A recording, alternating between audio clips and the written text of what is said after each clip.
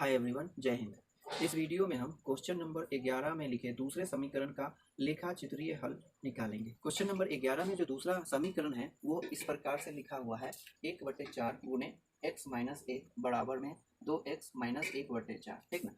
तो ये जो समीकरण दिया गया है इसमें हम गौर कर सकते हैं क्या कि इस समीकरण में सिर्फ एक चर है ना, वो भी x और y नहीं है। तो हम क्या करेंगे कि y मान लेंगे। इसे हम इस प्रकार से लिखेंगे, माना y बराबर 1/4 गुने x माइनस 1 बराबर में 2x माइनस 1/4। ठीक ना। तो इस प्रकार से जो लिखावट है इसमें हम देख सकते हैं कि इसमें तीन पक्ष है ना। एक पक्ष जिसे हम बायां पक्ष कहेंगे, फिर मध्य पक्ष और ये दायां पक्ष। और हम दूसरा चीज़ यहाँ पे गौर कर सकते हैं कि जो y है इसके बराबर है, ये पूरे टर्म के बराबर है, और यही y इसके भी बराबर है ना। तो इसीलिए हम लिख सकते हैं यहाँ पर, अतः y बराबर में 1/4 में x माइनस 1 ऐसे लिख सकते हैं। और दूसरी चीज़ जो है हम लिख सकते हैं तथा करके, तथा y बराबर कितना 2x माइनस 1/4। ठीक है। तो इस प्रकार से दो समीकरण हमें प्राप्त हो जाएंगे। हम क्या करेंगे, इसे और मॉडिफाई करके लिख लेंगे। इसमें हम इसे क्रॉस मल्टीप्लाई कर देंगे y के साथ, तो ये हो जाएगा 4y बराबर में x, क्योंकि ये पूरा टर्म हट गया जो इसके साथ गुना में है, तो बच गया x माइनस 1। ठीक। तो ये हो गया पहला समीकरण, इसे हम मान लेंगे समीकरण 1। ठीक। फिर इसमें भी इसे भी हम मॉडिफाई करेंगे। ठीक ना। तो मॉडिफाई करके हम इसे सरल पूर्णांक गुणांक में लिखेंगे। यहाँ पर जो अचर पद है भिन्न के रूप में है, इसे हम क्या करेंगे कि पूर्णांक के रूप में लिखेंगे। तो पूर्णांक के रूप में लिखेंगे तो इसके लिए हम क्या करेंगे, इसे ये जो हर है 1/4 में जो हर है उस हर से इस दो यानी इस पद में भी गुना करेंगे और इस पद में भी गुना करेंगे। ठीक। जब हम गुना करेंगे तो ये इस प्रकार से दिखेगा 4y बराबर में 4 दूना 8x माइनस 1, इस प्रकार से। ठीक है। तो ये हो जाएगा समीकरण 2। ठीक। तो यहाँ पे हो गया समीकरण 1 और यहाँ पे हो गया समीकरण 2। ठीक ना। आप इतना नोट करें। तो अब हम दोनों समीकरण को इस प्रकार से लिख लेंगे। पहला समीकरण ये हो जाएगा और दूसरा समीकरण ये। और इसके ग्राफ खींचने के लिए हम क्या करेंगे कि सबसे पहले हल सारणी निकालेंगे, है ना। तो पहले समीकरण का जो हल सारणी होगा हम यहाँ पे लिख लेते हैं। ठीक ना। इस प्रकार से x और y के लिए। ठीक। इसी प्रकार दूसरे समीकरण से भी हल सारणी हम प्राप्त करेंगे इस तरीके से। ठीक ना। तो यहाँ पे हम लिखेंगे समीकरण 1 से। समीकरण 1 कितना है, 1 से समीकरण 1 ये है, कितना है 4y बराबर में x माइनस 1। ठीक ना। इस प्रकार से तो लिखेंगे क्या चीज, माना पहले समीकरण में y यानी x बराबर कितना है 0। ठीक ना।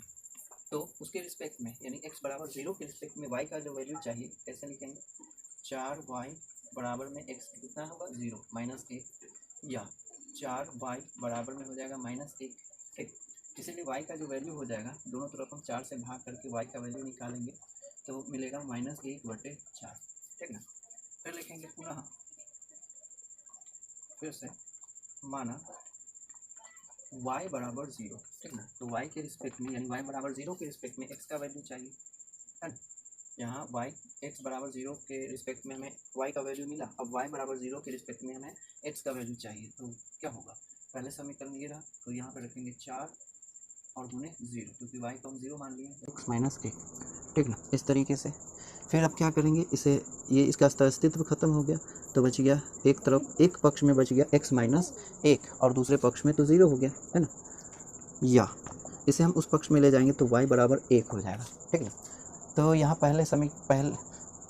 पहले हमने x के बराबर कितना माना था 0, तो उसके रिस्पेक्ट में y कितना आया माइनस 1/4। ठीक ना, माइनस 1/4। फिर हमने क्या किया कि y के बराबर 0 रखा, है ना, मान लिया, तो y बराबर 0 हुआ और उसके रिस्पेक्ट में x कितना आया 1 आया। ठीक ना। फिर इसी प्रकार से हम दूसरे समीकरण का भी हल सारणी निकालेंगे। ठीक ना। और लिखेंगे इस तरीके से समीकरण 2 से। ठीक ना। समीकरण 2 क्या है, ये रहा 4y बराबर में 8x माइनस 1।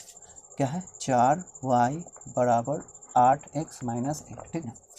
तो यहाँ भी इसी प्रकार से माना x बराबर 0, तो x बराबर 0 के रिस्पेक्ट में हमें y का वैल्यू चाहिए, तो क्या होगा 4y बराबर 8 गुणे 8 गुणे 0 हो जाएगा, माइनस में 1, तो क्या बचा 4y बराबर में -1। ठीक, अब हम दोनों तरफ क्या करेंगे, 4 से भाग देंगे, है ना, भागा करेंगे तो एक तरफ y बच जाएगा और एक तरफ -1/4 होगा। ठीक, तो दूसरे समीकरण में भी हम देख रहे हैं कि x है और ये y है, और x बराबर हम 0 रखे हैं, तो उसके रिस्पेक्ट में y का वैल्यू देखो कितना है, -1/4, तो यहाँ भी -1/4 ही आ रहा है। ठीक ना, फिर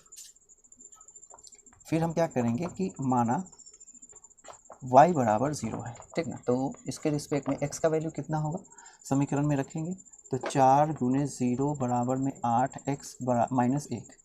अब क्या होगा कि एक तरफ बच जाएगा कितना, 8x -1, दूसरी तरफ क्या बच जाएगा, 0 बच जाएगा, है ना, क्योंकि 4 गुने 0 0 हो जाता है। ठीक, अब हम इस अचर पद को उस पक्ष में ले जाएंगे, तो एक पक्ष में बच जाएगा 8x, है ना, और दूसरे पक्ष में हो जाएगा प्लस, क्योंकि माइनस से प्लस हो जाएगा। अब दोनों तरफ हम 8 से डिवाइड कर देंगे, 8 से डिवाइड करेंगे तो ये 8 से 8 कट जाएगा, बचेगा कितना, x, है ना, और दूसरी तरफ 1/4 बच जाएगा, पर 4 नहीं कह रहा हूँ, 8 बचेगा। ठीक ना, तो दूसरे समीकरण में जब हम y का वैल्यू 0 माने हैं तो उसके रिस्पेक्ट में x का वैल्यू आया 1/8। ठीक ना, तो इस समीकरण का आलेख खींचने के लिए हम इस प्रकार से एक्सिस को ड्रॉ कर लेंगे। ठीक ना, इस एक्सिस में जो देख रहे हैं ये मूल बिंदु है 0 0। ठीक ना, और जो एक्सिस पर मैंने मैक्सिमम लेवल लिया है वो है 1, मैक्सिमम लेवल 1 है। क्यों, क्योंकि हल सारणी में हम देख सकते हैं कि मैक्सिमम पॉइंट 1 है। ठीक ना, आप चाहें तो 1 से अधिक लेवल ले सकते हैं, लेकिन मैंने क्या किया है, 1 ही लिया है। ठीक, अब हम इस हल युग्म यानी हल सारणी के प्रत्येक हल युग्म को इस पर ड्रॉ कर लेते हैं। पहले समीकरण का जो हल सारणी है ये है, और इसका पहला हल युग्म है 0 और -1/4।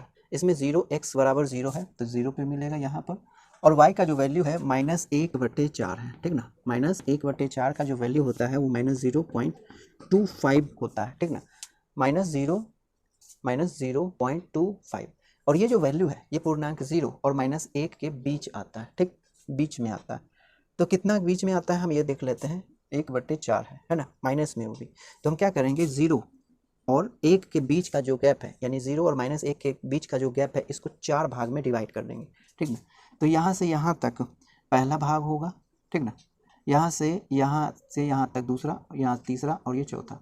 ठीक ना, तो इस प्रकार से हम 4 भाग में 0 और 1 के बीच के जो गैप है उसको 4 भाग में डिवाइड कर लेंगे। ठीक ना, और इसका जो पहला भाग होगा ये जो भाग होगा यही भाग होगा -1/4। ठीक ना, तो x बराबर 0 है और y का वैल्यू -1/4, तो इसलिए पॉइंट कहाँ हो गया, ये हो गया। इस पॉइंट को हम लिख सकते हैं माइनस कितना, पहले x बराबर 0 और y बराबर -1/4। ठीक ना, इस प्रकार से। फिर दूसरा जो हल युग्म है ये है, इसमें x का वैल्यू है 1 और y का वैल्यू 0, तो 0 y यहाँ मिलेगा और x का वैल्यू यहाँ मिलेगा। ठीक ना, क्योंकि पॉजिटिव है तो यहाँ मिल जाएगा। ठीक, ये जो पॉइंट होगा वो होगा 1,0। ठीक ना, 1,0 हो जाएगा। अब इन दोनों पॉइंट को हम मिला लेंगे,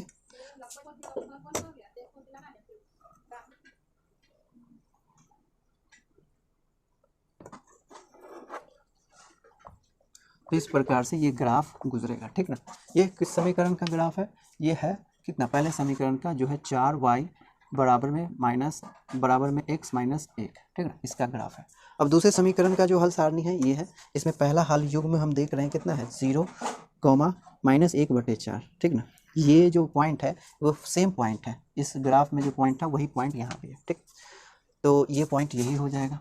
फिर दूसरा जो पॉइंट है, यानी दूसरा, है ना, दूसरा पॉइंट यानी दूसरा हल युग्म ये है 1/8, 0, यानी x का वैल्यू है यहाँ पर 1/8। ठीक ना, तो 1/8 है, इसका वैल्यू अगर हम निकालें तो ये आएगा 0.1, 2 और 5, इस प्रकार से। तो इसका वैल्यू हो गया 0.125। ठीक ना, और इस वैल्यू को देख करके हम ये कह सकते हैं कि ये जो वैल्यू है ये पूर्णांक 0 और पूर्णांक 1 के बीच है, ये वही प्लस पूर्णांक है ना, +1 के बीच है, यानी ये जो वैल्यू है 0.125 ये 0 और +1 के बीच में आता है। ठीक ना, तो हम क्या करेंगे कि इस 0 और 1 पूर्णांक के जो बीच का गैप है ना उसको 8 भागों में डिवाइड करेंगे। क्या करेंगे, 8 भागों में। तो पहला भाग इस तरीके से रहेगा, फिर दूसरा, फिर तीसरा, फिर चौथा, फिर पांचवा, ये छठा, ये सातवां और ये हो जाएगा 8वां। ठीक ना, तो यहाँ जो पहला भाग है, ये जो पहला भाग है ये है ना, यही होगा 1/8। ठीक ना, ये पहला और दूसरा पॉइंट तो यही है ना, यानी पहला पॉइंट ये और दूसरा पॉइंट ये हो जाएगा कितना 1/8 है और कॉमा 0, ठीक ना। तो अब इन दोनों पॉइंट को हम मिला करके ग्राफ खींचेंगे, ठीक। तो इसे हम इस प्रकार से मिला सकते हैं, इस तरीके से मिला लेंगे इसे, ठीक ना, ऐसे। तो ये ग्राफ हो जाएगा ऐसे और इस प्रकार से। ये दूसरे समीकरण का ग्राफ है, दूसरा समीकरण है 4y बराबर में 8x माइनस 1, ठीक है, इस प्रकार से। तो ये समीकरण का जो आलेख है हम इस प्रकार से खींच सकते हैं। अब हमें क्या चाहिए, हल चाहिए, है ना। अब यहाँ पर हम जो देख रहे हैं समीकरण में एक ही चर है, x है ना, तो हमें सिर्फ x का वैल्यू चाहिए, ठीक। अब x का वैल्यू चाहिए तो दोनों आलेख जिस बिंदु पर एक दूसरे को क्रॉस कर रहे हैं वो क्रॉस पॉइंट खोजें, तो मिलेगा हमें ये वाला पॉइंट, ठीक ना, ये पॉइंट मिलेगा। और इसके नियामक जो x नियामक है वही हमें चाहिए, क्योंकि यहाँ पर सिर्फ एक चर है x और इसीलिए हमें सिर्फ x नियामक चाहिए। हम क्या करेंगे, एक x नियामक के लिए क्या करेंगे कि इस पॉइंट को x एक्स पर निर्देश करेंगे। तो हम देख रहे हैं ये 0 पर कट रहा है ना, इसीलिए यहाँ पे लिख लेते हैं, अतः x बराबर यहाँ पर कितना हो जाएगा 0, ठीक ना। तो इस समीकरण का जो हल हो गया वो कितना हो गया, ये हो गया कितना, x बराबर 0, क्योंकि y बताना ही नहीं, क्योंकि समीकरण में क्या है, y है ही नहीं, सिर्फ x है, इसलिए सिर्फ x का वैल्यू बताना और कितना आया x बराबर 0, ठीक।